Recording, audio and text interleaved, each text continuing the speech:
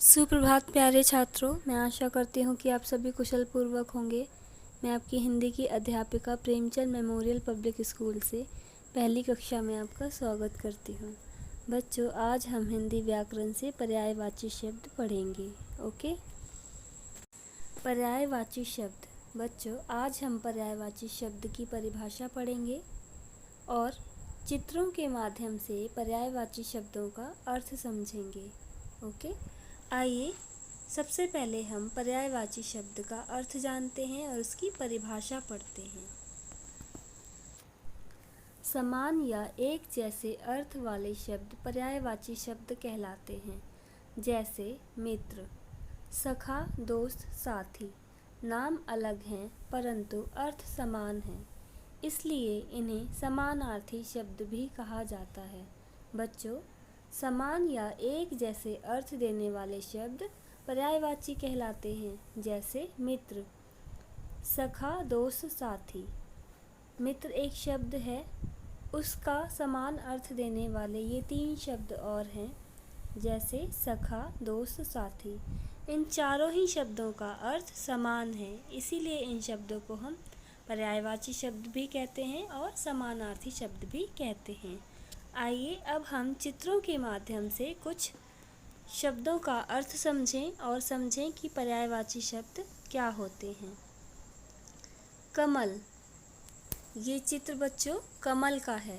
कमल को हम नीरज, पंकज, जलज किसी भी नाम से बुला सकते हैं। ये जो 4 नाम हैं, इन चारों नामों में से हम किसी भी नाम से बुला सकते हैं। इसी प्रकार ये दूसरा चित्र सूर्य का है। इसे हम सूरज, रवि, दिनकर, भास्कर आदि बोलते हैं। मैंने आपको यहाँ 3 उदाहरण दिखाए हैं। हम इन्हें अन्य नामों से भी बुलाते हैं, जैसे हम सूर्य को दिवाकर भी कहते हैं। ये चित्र पानी का है। पानी को हम जल, वारी, नीर आदि कहते हैं। बच्चों, ये किसका चित्र है? जंगल का या वन का? ये दोनों का ही है, क्योंकि यदि हम ये कहें कि ये चित्र जंगल का है या वन का, तो दोनों ही सही होंगे, क्योंकि ये पर्यायवाची शब्द हैं। अर्थात समान अर्थ देने वाले शब्दों को पर्यायवाची कहते हैं। हम इसे कानन या गहन भी कह सकते हैं। बच्चों, ये चित्र उपवन का है। इसे हम बगीचा, वाटिका या बाग भी कहते हैं।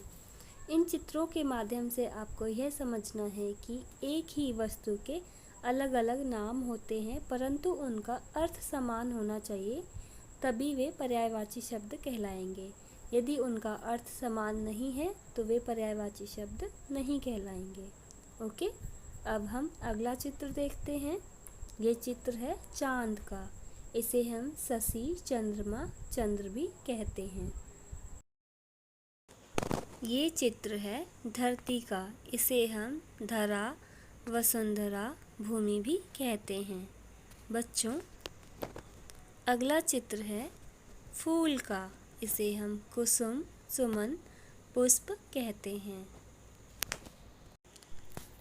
ये चित्र है हाथी का। इसको हम गज कहते हैं, हस्ती कहते हैं और मतंग भी कहते हैं। इन 3 नामों के अलावा भी इन चित्रों के अन्य नाम भी होते हैं। ये है सिंह।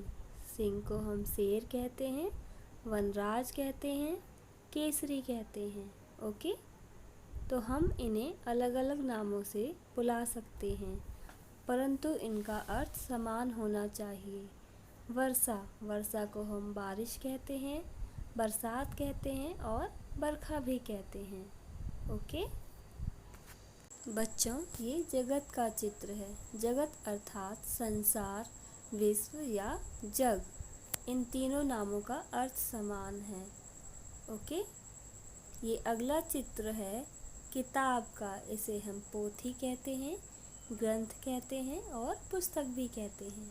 अब हम कुछ अन्य पर्यायवाची शब्द पढ़ेंगे। शब्द, पर्यायवाची शब्द: राजा, नरेश, नृप, महीप। माँ, माता, अम्बा, जननी। आकाश, नभ, गगन, आसमान।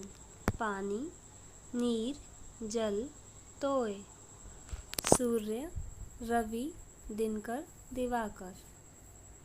बच्चों, अब हम कुछ और शब्द पढ़ते हैं। शब्द, पर्यायवाची शब्द। धरती, भू, धरा, भूमि। तालाब, जलाशय, पोखर, सरोवर। कृष्ण, माधव, मोहन, केशव। घर, गृह, सदन, आलय। कमल, जलज, पंकज, नीरज। बच्चों, ये थे कुछ पर्यायवाची शब्द। हमने चित्रों के माध्यम से समझा कि एक ही वस्तु के अलग अलग नाम भी होते हैं, परंतु उनका अर्थ समान होना चाहिए, तभी वे पर्यायवाची शब्द कहलाते हैं। बच्चों, आज हमने पर्यायवाची शब्द पढ़े और चित्रों के माध्यम से समझा कि पर्यायवाची शब्दों का अर्थ क्या होता है। मैं आशा करती हूँ कि आज का विषय आप अच्छी तरह से समझ चुके हैं। यदि आपको इस विषय से संबंधित कुछ पूछना है तो आप बेझिझक पूछ सकते हैं। धन्यवाद।